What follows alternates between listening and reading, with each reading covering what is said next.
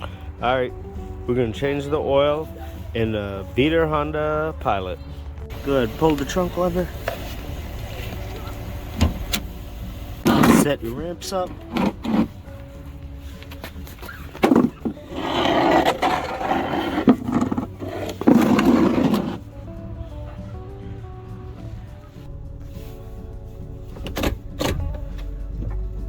Drive up the ramps.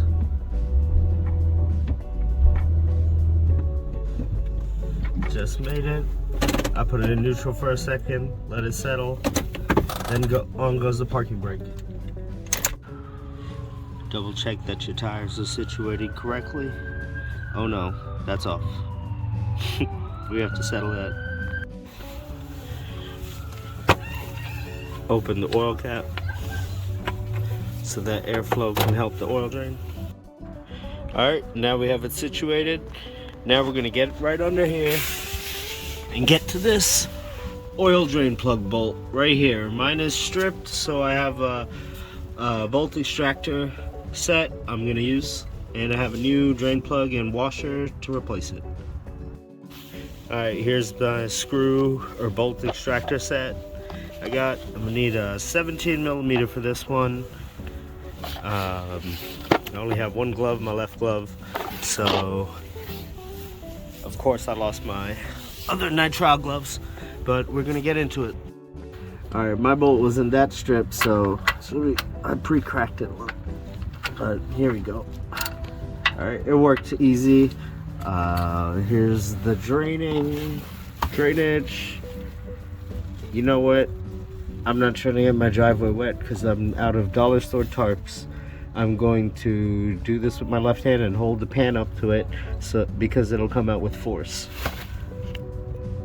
Once it's draining, I'll get back. All right, here we are. It's draining. I haven't spilled a drop yet, and that means I know I will eventually. It always happens. I always choose to do it on a windy day. Try to avoid windy days if you can, because the wind comes through shaking it like that, but I'm paying attention, so hopefully I can catch it all. But yep, that's it. Let it drain, drop, put your new bolt in and or washer. Always try to replace your washer. What else? That's all. Put your bolt back and we'll go to the oil filter after that. Specific Honda Pilot. It is a M14-1.5 bolt. As you can see, it's come to a slow drip. I'm going to put the bolt in now and tighten it up. Alright, after putting in the new bolt, we're going to tighten it up. It's a plastic washer. As I said, this is a beater car. If it were my main car, I would get metal crush washer, everything from the dealership. So I want to be careful tightening this one. Alright, I know how much to tighten it. That's about good. I don't want to do too much. That's perfect. Make sure you wipe everything up so that you can tell if there are any oil leaks after post-oil change. Here we go. Drain bolt we just tightened. Slide right over here, and there's the oil filter we have to loosen. Of course, can't find my oil filter wrench. What are you gonna do? Stay more organized? Get out of here. No plan. Alright, so we're gonna have to muscle this loose. I'll get back to it after I loosen it, after I break it loose.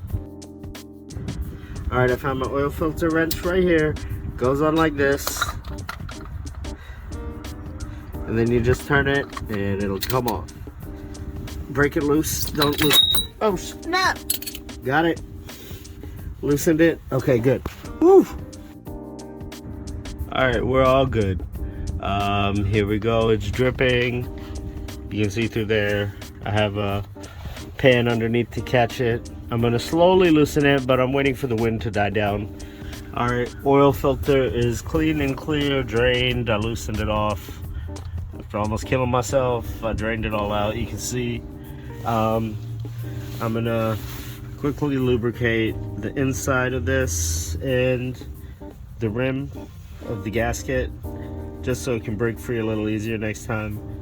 Alright, we have full synthetic Kirkland 5W20 motor oil we're putting in. You don't need to go all out for a car like this, but I got a good deal on the case.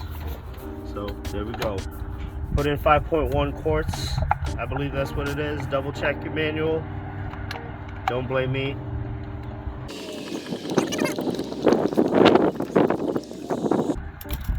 Make sure your funnel is clean.